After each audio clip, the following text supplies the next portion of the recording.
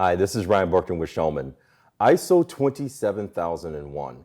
Perhaps it's one of the more widely known and adopted cybersecurity certifications out there. And that's for good reason. The standards have been around for almost 20 years. And as one may expect, standards would need to change over time.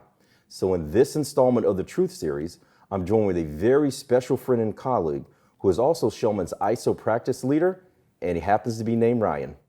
Ryan Mackie, good to see you again. Ryan, good to see you. So we've done this a time or two. We have. Welcome back. Thank you. All right, but I have a trick up my sleeve. Not so much a trick. I've got questions. Okay. Lots of questions, and I had to write these down because I heard that ISO 27001, just when I was getting used to the 2013, it's changing to 2022. It already did. It already did? Yeah. Oh, why? And what's the change? You know, Ryan, it was about 9 years, right? Now, ISO standards typically go through a cycle of maybe 5 to 7 years before they change. I didn't know that. Okay. Reason being is because, well, organizations change. You know, the controls change, the processes change, things change in the environment. That makes sense. So 27001 was due for an update. Okay. It took a little longer than most standards, but they have gone through the process, and now we have a 2022 version. Got it. What can you expect in that version? So you said organizations change, controls change. I think back over the last 9 years, just e-commerce and how cloud security and cloud, environments are operating in there. So lots of things have changed. Is that some of that reflected? It did. So and for those that are tuning in, the changes for the management system elements were not that impactful, right? So management system standards from an ISO perspective have a standard construct of what the requirements are. And those are the initial clauses? That's right. Yeah. Okay. So most will refer to them as clauses 4 through 10. Got it. Okay. So what this standard did, this 2022 version, they updated the structure of the management system requirements to better align with the other management system standards. Interesting. So what that meant was there was one new requirement, and it's about planning changes relevant to the management system. Interesting. Most organizations do this. Okay. So from that perspective, there was not that much of an impact for organizations that currently maintain an information security management system. That sounds like the biggest deal in all of this. Is well, that more is the same than changed? Well, or the control set, is really where they focus. And as you had mentioned, those things that have occurred in the last 9 years, cybersecurity, That's right. Technological changes. That's right. Those things. So the control set, now I'm going to tell you, the control set went from 114 controls to 93. Awesome. So you would think we're saving money. So I'm going to come back to that later. Now, there's 11 net new controls in the new standard. What do you mean by that? 11 net new? So these are new controls that were not in the previous 2013 version. Interesting. And that accounts for things like cybersecurity. Like ICT. We went through that with COVID, right? Right. So there's new controls that an organization has to make sure that they consider as part of their scope. These are brand new. Brand new. So the remaining controls in that new control set, for 27001 are controls from 2013 that now have different implementation guidance, different not requirements, but the focus of what that control is. Got it. So those controls remained, and so they either got combined into kind of a general control activity, or they were one-for-one maps. I'm gonna come back to the mapping thing. Sure. I'm glad you used that word because I'm trying to figure out if I were an organization preparing for this change. And really I think that's gonna be my next question for you. If I'm an organization, when do these changes take effect and how long do I have to prepare? So the change actually already occurred. Okay. Right? The standard was issued in October of 2022. Got it. So as of October 31st, 2022, that 27001 2022 version is active. Okay. So organizations could adopt that. What we've seen is most organizations haven't yet. Oh. Now I've work? got a question for you, work? Right? So Ryan, yes, you've got a management system. That's right. You've got an information security management system. That's right. So you've already have that in place. That's right. It's certified. That's right. You've got 3 years, right. years to transition to the new version. How about that? That's Now, right. what would you do? Would you do it in year 1, 2, or 3? I'd probably go ahead and give myself, how should I say this, a long and easy path towards the transition rather than do it right away. And that's what we're seeing. I see. Yeah. So there's a lot of organizations that did want to go ahead and get this implemented as soon as possible, and they focused on getting the resources and dedication to be able to do so. That's right. But the far majority are taking their time. They're going through a cycle based off of the 2013 version that they currently have in place. Oh, right. It makes sense now. And then what they're doing is focusing on 2024 for that transition to the 2022 version of the standard. So depending on where they are in their current cycle in 2013, that will determine, correct, are they adopting it the very next year, or do they have another year? I am so glad you brought that up, because there's a caveat here. There's always fun caveats. There's always a caveat. There's always a caveat. For organizations that are going into a recertification for 2024. Got it. Mm-hmm. I'm going to throw a lot of data out there. Yeah. If the recertification starts before April 30th, they have the option to still be audited against the 2013 version. But it's 2024. But 2024, because you have until October 31st, 2025 to transition to the 2022 version. Okay. Give me that one more time. Give me that one more time. So if you have a recertification in 2024, got it. If that audit starts for recertification from January 1st to April 30th, you can still be audited against the 2013 version. Interesting. So, which means that May 1, of 2024 through October 31st of 2025, you can then transition as you want to. I see. Right. Now, if your recertification starts after May 1st of 2024, you have no option. It must be 2022. It must be the 2022 version. Interesting. Yes. So I would suspect that many organizations, if they're in that scenario, they're going to want to start, or they may, right? They may want to start, in the first quarter, or I guess before April 30th, in order to take advantage of the additional time before they fully transition. Potentially. Got it. Potentially. Okay. And conversely, I guess if organizations have done all that hard work and preparation already, and they're ready to go, they're ready to go. Yeah. They're ready to go. And there's variables to consider as well. Okay. Some organizations will have their ISO audits aligned with other audits. Oh, of course. So, for example, if we're talking SOC 2, that's right, and that's a review period end of June 30. That's right. They don't want to pull their ISO recertification in April. That's right. To then disconnect the benefits. Perhaps provide evidence multiple times, multiple interviews, multiple. That's right. Yeah, absolutely. Yeah.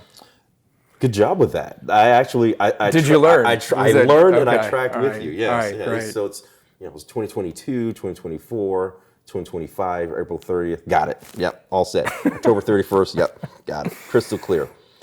So I know that it was very commonplace with any cybersecurity assessment is this concept of sort of a trial run, a readiness assessment, if you would. If you're an organization, you're already certified against ISO 27001, but the 2013 standard, and you know that 2022, based on those dates that you provide, it's already active.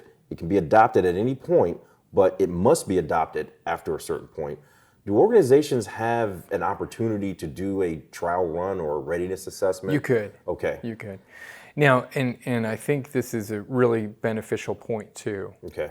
ISO itself, in its guidance, basically said that this is not that much of an impactful change. Okay. We've had clients ask for a readiness assessment, and we've performed those. Okay. There's not much to it though.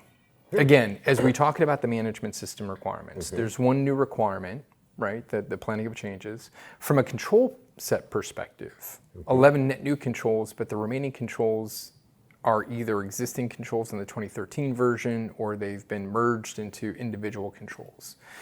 So there's not much net new from a standards perspective to account for. It does bring in different elements though. That's right. The focus should be, from an organization perspective, when you're transitioning, you have to initially start with a gap assessment. Got it. understand where the delta is. And that can be done internally? That could be done internally. Okay. Absolutely. Okay, Yeah. got it. So 11 net new controls. ISO, the accreditation body itself, is saying that it's not very many changes. That's right. So this is free, right? The transition should be super simple. It should be. What should an organization expect, be. in terms of assessment costs Well, or certification costs? The standards require that if we do the transition assessment, now, so as an organization, they are required to do a gap assessment. And from that gap assessment, they should implement a transition plan. Oh, okay. Identify what the gaps are and how they're going to address those gaps when they're talking about the transition. Got it. They also are required to review their statement of applicability. Now, do you know what that is? The SOA. SOA. That's SOA. right. Absolutely. SOA. So the statement of applicability is a catalog of the control activities that the organization needs to make sure they have in place to support their information security management system. That's right. So if that statement of applicability is going to go through any sort of revision in this transition, then they would account for that as part of this transition itself. They would have to account for that regardless, though. If Potentially. if the SOA were to change even beyond this transition, they would also have to do that risk assessment, some of those other things. Absolutely. Okay. Well, it's a required annual cadence. Got it. So I the see. organization has to go through that. So that's why a lot of organizations, when the standard came out, they took 2023 as kind of a pause year. I see. Stand back, look at the whole process. There's required activities for the management system. Sure, that's right. So they wanted to go through one cycle and then focus on that transition in 2024. That's right. So the organization has to already go through requirements related to what that transition is for the 2022 version. Exactly. Now, from an external audit perspective, if the transition occurs during a recertification review, we're required to add a half day to the audit. Required. What do you Required. mean? Just no choice in the matter. No choice in the matter. Okay, This is coming from a standard that's called the International Accreditation Form Mandatory Document 26. Got it. And So- do you share that freely? It's free of charge. Gotcha. Okay. So All it's right. not produced by us. That's right. But Okay. organizations that do want to have that information, they can go out there and get that standard. And that's the initial year. That's a one-time additional half Just a day? transition Just audit. a transition. Yeah. I see. So, and it's baked into our audit time, for that recertification. Now, if they transition during a surveillance review, we're required to add one full day. One full day for One full surveillance, day. half day if it's a recertification That's year. right. And the intent is if we have, say, 4 days for a recertification review, which is kind of small, but if we have 4 days for that review, those 4 days are going to be focused on just the natural management system testing we would do. That's right. So we'd have to add time to ensure that we assess the transition of that organization and how they handled that. That's right. So looking at that gap analysis, looking at that transition plan, making sure that we're as a certification body, we're on the hook That's right. to demonstrate that we're spending more time to ensure That's the right. client went through that transition That's right. process. So it really just sort of protects everyone all around. It does. Yeah, It that, does. that makes It sense. does. Now, if some organizations have said, "Yeah, we're going to do some things internally, but we still want a second set of eyes on it," right? And they do the readiness assessment, right? Is that the name for it? Just a readiness assessment? We could do that, yeah. Okay. And what does that entail then? What are you looking at if you're doing if the organization is required to do certain things? They're required to review their SOA, look at their ISMS, they sort of go through that annual cadence that they would normally do, right? That's right. But then also be cognizant of the changes with 2013 to 2022. What value is being provided through a readiness assessment? Well, and again, with the readiness assessment, because this is not that much of an impactful change, if we were to focus on doing one, the focus would be in how they handled those 11 net new controls. Got it. Because that's Makes new sense. to them. That's right, brand new. That's brand new to them. That's right. And not to caveat, but the standard does allow for organizations to use any controls that they want to. Interesting. So that's you right. don't have That's to right. use those controls with an NXA. That's right. You don't have to. You could use NIST. That's right. You could use SOC 2 controls. You can use your own. How frequent is that though? How Not you've as been doing frequent you've been as doing this I a would long expect. time. Yeah. Of the certificates we've got out there, maybe a handful. Oh, no kidding. actually Okay. use their own control set, Yeah. which unfortunately is, I would expect more too, because there's value in that. It's That's their right. controls, and Yeah. all you have to do is map your controls to the controls in NXA. Make sure you didn't, leave any out. So there's not a lot that actually do, but if we were to do the readiness assessment, the focus would be on how you handle those. Even if you don't have those 11 net new controls as part of your statement of applicability, the standard does require the organization to consider those. What do you mean by consider? So if you have a control set that's not Annex A, you're required to make sure that you account for those controls. That makes sense now. So nothing was omitted. That makes sense. Yeah. Okay. Yeah. Very So good. the readiness assessment would have a lighter touch. That's right. Looking at really those 11 net new controls. And then of course, how the management system accounted for that new requirement, the planning right. of changes. Yeah. So we're not talking drastic changes. We're not talking drastic swings in terms of the cost of the assessment. That's right. But there is some mandatory additional time that needs to be accounted for. There is. Okay. There is. If I'm an organization and I've been ISO certified in the past, this is clearly something I'm going to continue to do. I need to transition to the new 2022 standard. Yeah. Sounds like there's plenty opportunity here to be well prepared and optimistic and encouraged that it's going to work out. It's not. We hope so. Yeah, it's not Yeah, a. we It's, hope so. it's an important. There's some important changes. We talked about those particular changes with the 11 net new controls and how those must be considered regardless of the control set. That's right. But generally speaking, it seems as though that if you engage with your certification body, your certification auditor in advance, this is something that can actually be planned and It should be. prepared. Yeah. It should be. And I think ISO did a great job in making sure that they didn't impact the market too much with this modification. And so if an organization going against the cadence that they currently have That's right. plans for this wisely, the information's out there. We've got blogs on this, and, That's and right. I think we've got a few videos, and That's right. we do a couple of webinars on this. But so the information is out there. So if they plan correctly and they look at what needs to be done, especially with those risk assessment, the internal audit, it's important. That's right. Right? That's right. So you have to have the internal audit after the risk assessment. And the risk assessment has to be performed against the new control set, right? To an Excellent. extent. So, That's right. So there's activities that kind of are in a logical order. That's right. That's why a lot of organizations didn't want to jump into it. Now, the scary part is if organizations don't transition in 2024, that window becomes a lot smaller. That's right. Right. That's right. So, because you don't want to be coming up to that, what is it, October 31st, 2025 deadline. That's right. It'll be here before you know it. It will be. and if a certificate doesn't transition to the 2022 version at that point in time, it is suspended. It's expired. Wow. No Yeah. kidding. Yeah. Okay. So sounds like there's plenty of opportunity to plan and prepare in advance. Yeah. But there is a deadline. So There is a you do have deadline. to make sure that the initial steps of work that you have to do, that you can do internally, that you must do internally, you got to make sure that gets done. But certainly engage with an auditor beforehand to make sure that all your proverbial T's are crossed and I's are dotted, and I think you'll be in good shape. Absolutely. And most importantly, too, is, and as Ed mentioned, with the additional time for recertification, we have to do a full system audit anyway. That's right. So do you know what that means, the full system audit? Not, Okay. Maybe not. Okay. Yeah. And so we have to test all requirements, all controls. Got it. So it's everything in the standard. got it. And at that point in time, there's full conformance. We can go ahead and reissue the cert for the next term. That's right. Surveillance reviews are meant to be surveillance reviews. Yeah, Or maintenance reviews. Right, Looking at the elements in the management system and then a selection of controls. That's right. To make sure that there's, they're there and are operating effectively. That's right.